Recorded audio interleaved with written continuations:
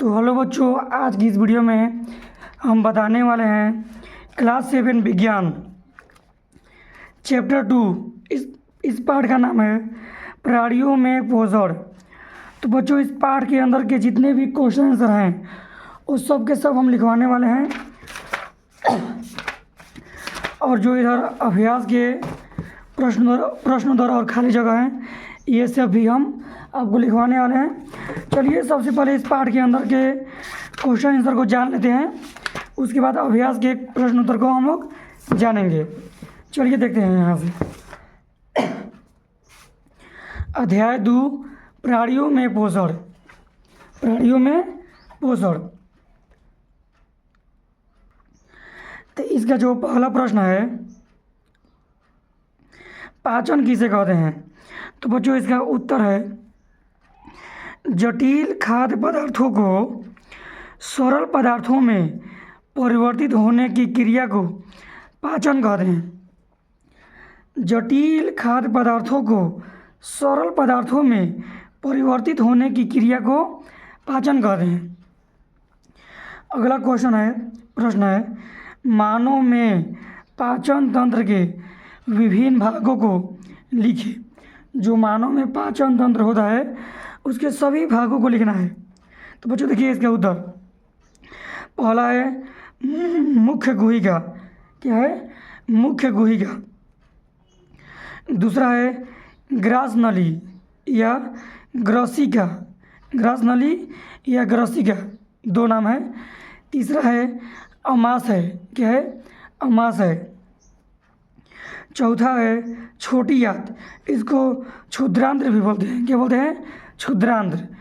पांचवा है बड़ी आंत, इसको बृहद्रांत्र भी बोलते हैं। क्या बोलते हैं? बृहद्रांत्र। समझ गए? छठवा है गुदा या मलद्वार, यहाँ से स्टार्ट होता है और यहाँ पर खत्म होता है। क्या? मानव में पाचन तंत्र। समझ गए?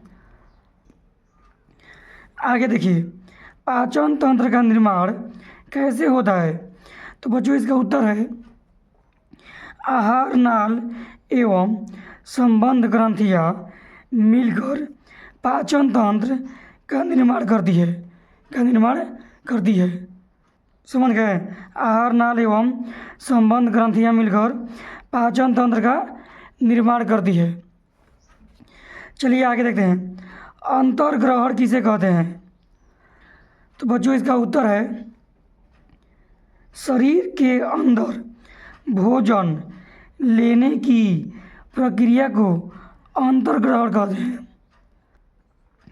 शरीर के अंदर भोजन लेने की प्रक्रिया को अंतर्ग्रहण कहते हैं। समझ गए? अगला देखिए, प्रश्न है दूध के दांत किसे कहते हैं? तो बच्चों इसका उत्तर है प्रथम सेट के दांत को दूध के दांत कहते हैं। यह 8 वर्ष की आयु तक टूट कर गिर जाते हैं, इसे दूध के दांत कहते हैं। देखिए, जो पहला दांत जमता है ना प्रथम सेट में, उसी दांत को हम लोग दूध के दांत बोलते हैं। और यह 8 साल तक में गिर जाता है। समझ गए? 8 या 9 साल तक में दूध के दांत टूट जाता है और उसके जगह नया दांत जमता है। आगे देखिए, क्षुद्रांत की लंबाई लगभग 7.5 मीटर है, यानी 7.5 मीटर है। क्षुद्रांत का मतलब होता है क्या? देखिए, छोटी आंत को क्षुद्रांत बोलते हैं, है ना। आगे देखिए, पित्ताशय किसे कहते हैं? तो बच्चों इसका उत्तर है यकृत गहरे लाल भूरे रंग की ग्रंथि है। यकृत गहरे लाल भूरे रंग की ग्रंथि है। यह शरीर की सबसे बड़ी ग्रंथि है। इस ग्रंथि से पीत रस का स्राव होता है। इस रस को पित्ताशय कहते हैं। नोट कर लीजिए। देखिए, यकृत है ना, जो गहरे लाल भूरे रंग की ग्रंथि है, यह शरीर की सबसे बड़ी ग्रंथि है। यकृत सबसे बड़ी ग्रंथि है शरीर की। इस ग्रंथि से पीत रस का स्राव होता है। इस रस को पित्ताशय कहते हैं। जो यकृत से रस निकलता है ना पित्तरस, उसी को पित्ताशय बोलते हैं। समझ गए? आगे बढ़ते हैं।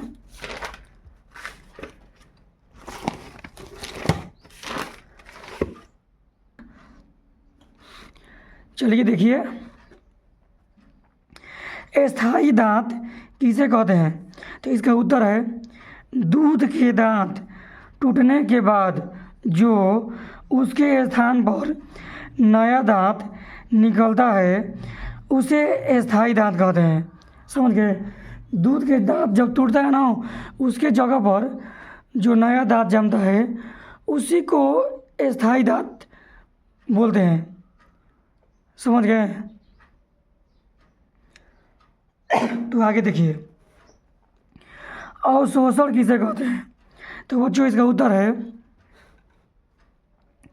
पचा हुआ भोजन अवशोषित होकर छोटी आंत की भित्ति में स्थित वाहिकाओं में चला जाता है। इस प्रक्रम को अवशोषण कहते हैं। देखिए, पचा हुआ जो भोजन होता है ना, अवशोषित होकर छोटी आंत की भित्ति में स्थित वाहिकाओं में चला जाता है। इस प्रक्रम को अवशोषण कहते हैं। अगला है प्रश्न, दीर्घरोम या रंसाकूर किसे कहते हैं? तो बच्चों इसका उत्तर है छोटी आंत की आंतरिक भित्ति पर अंगुली के समान उभरी हुई संरचना होती है, उसे दीर्घरोम या रंसाकूर कहते हैं। देखिए, छोटी आंत की आंतरिक भित्ति जो होती है ना, उस पर अंगुली के समान उभरी हुई संरचना होती है, वही दीर्घरोम या रंसाकूर कहलाता है। चलिए आगे देखिए, स्वांगीकरण किसे कहते हैं? इसका उत्तर है अवशोषित पदार्थों का स्थानांतरण रुधिर वाहिकाओं द्वारा शरीर के विभिन्न भागों में चला जाता है। इस प्रक्रम को स्वांगीकरण कहते हैं। देखिए, अवशोषित पदार्थों का स्थानांतरण, जो पदार्थ अवशोषित होता है उसका स्थानांतरण मतलब होता है एक जगह से दूसरे जगह जाना। उसका स्थानांतरण रुधिर वाहिकाओं द्वारा शरीर के विभिन्न भागों में चला जाता है, मतलब स्थानांतरण हो जाता है, एक जगह से दूसरी जगह चला जाता है। इस प्रक्रम को स्वांगीकरण कहते हैं। अगला प्रश्न है, जीवन रक्षक घोल या ORS किसे कहते हैं? देखिए, आप लोग को मेडिकल की दुकान पर मिलेगा ORS, वही जीवन रक्षक घोल है, ऐसे बोलते हैं। उसमें थोड़ा विटामिन होता है। देखिए, ORS, देखिए, जल को उबालकर ठंडा करके उसमें एक चुटकी नमक और चीनी मिलाकर बनाया जाता है, उसे जीवन रक्षक घोल कहते हैं। समझ, चीनी और नमक बनाकर मिलाते हैं ना, ग्लूकोज बोलते हैं, तो वही तो है, उसी को ORS भी बोलते हैं। चलिए आगे देखिए, दस्त किसे कहते हैं? तो बच्चों इसका उत्तर है कभी कभी पतले पतले बार बार मल निष्कासन की आवश्यकता होती है, उसे दस्त कहते हैं। कभी कभी पतले पतले बार बार मल निष्कासन की आवश्यकता होती है, उसे दस्त कहते हैं। चलिए आगे देखिए, निष्कासन किसे कहते हैं? देखिए, निष्कासन तो इसका परिभाषा बहुत ज़्यादा हो गया। जैसे हम लोग शरीर से अपना पसीना निकलते हैं, वो भी एक तरह का निष्कासन है। पेड़ पौधे पत्तियों द्वारा अपना पानी निकलते हैं, वो भी निष्कासन है। देखिए, शरीर के बारे में जो निष्कासन है वो है, देखिए उसी का उत्तर है, क्योंकि हम लोग शरीर के बारे में पढ़ रहे हैं। देखिए, शरीर से पानी को पसीने के रूप में बाहर निकलना निष्कासन कहलाता है, निष्कासन कहलाता है। आगे देखिए, रुमेन किसे कहते हैं? तो बच्चों इसका उत्तर है गाय घास को जल्दी जल्दी निगलकर आमाशय के एक भाग में भंडारित कर लेती है।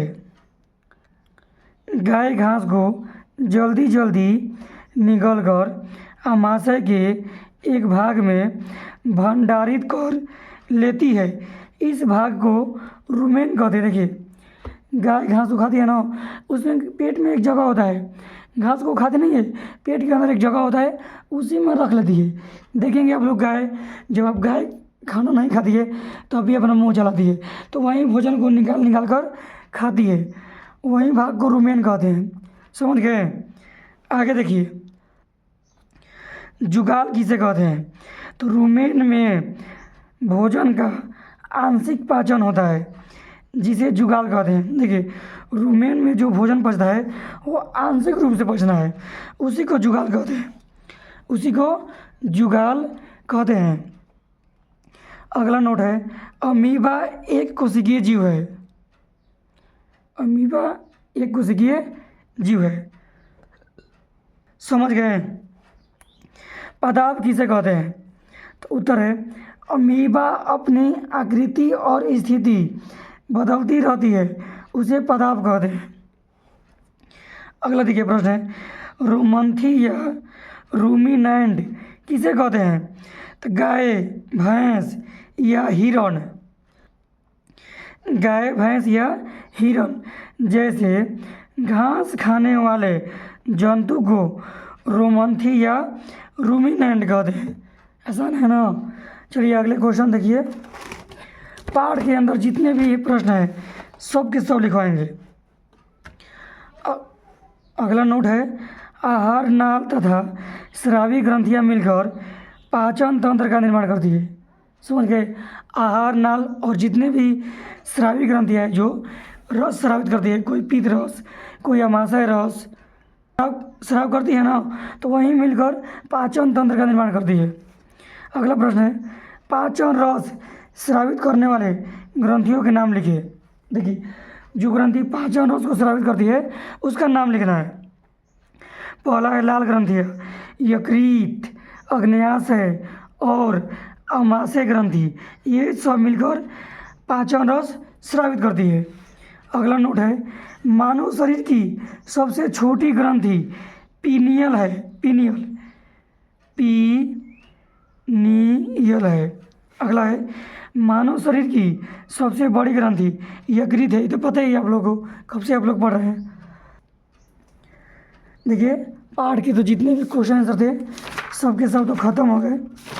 अब जो अभ्यास के हैं वो सब देखिए हम लिखवा देते हैं।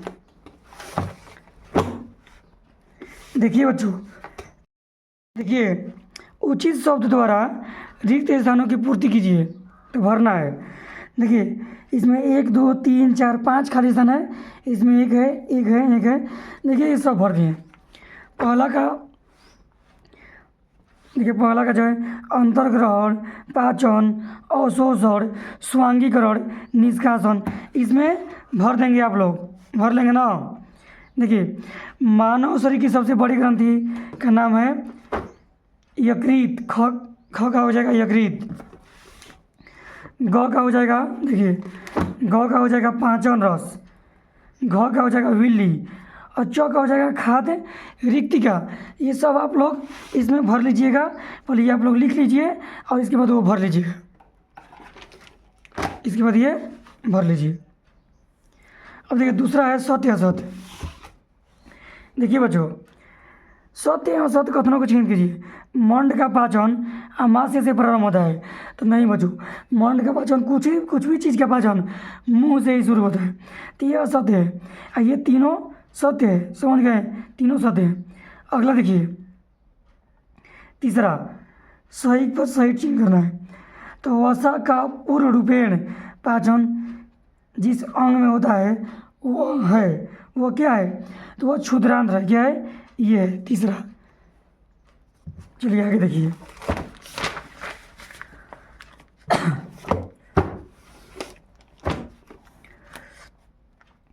जल का अवशोषण मुख्य जिस अंग द्वारा होता है उसको क्या बोलते हैं? तो इसको बोलते हैं ये बृहदांत्र। समझ गए? ये हो जाएगा। अब ये मिलाना है। देखिए, कार्बोहाइड्रेट का हो जाएगा शर्करा, प्रोटीन का हो जाएगा एमिनो अम्ल, वसा का हो जाएगा वसा अम्ल ग्लिसरॉल। मिला लेंगे ना। कार्बोहाइड्रेट का शर्करा, प्रोटीन का एमिनो अम्ल और वसा का वसा अम्ल एवं ग्लिसरॉल। ये देखिए दीर्घरोम, ये सब लिखा गया है। अब देखिए ये है के लिए 8वां पे आते हैं। भरना है, क्या करना है, ये भरना है 8वां। 9वां क्या भरना है, 9वां को भरेंगे। देखिए पहुँचे हुए भोजन का अवशोषण, इसमें भरना है। भोजन का चबाना, इसमें भरना है। जीवाणु नष्ट करना, इसमें भरना है। तो ये देखिए हम सब यहाँ पर भर दिए हैं। पहला का पहला लिखकर देखिए ये सब लिखिए। पहला में ये भराएगा, दूसरा में ये भराएगा, तीसरा में ये, और चौथा में ये, 5वां में ये। आप लोग भर लीजिएगा। पहले ये लिख लीजिए, उसके बाद ये देखकर भर लीजिए। चलिए बच्चों, मिलते हैं नेक्स्ट चैप्टर में।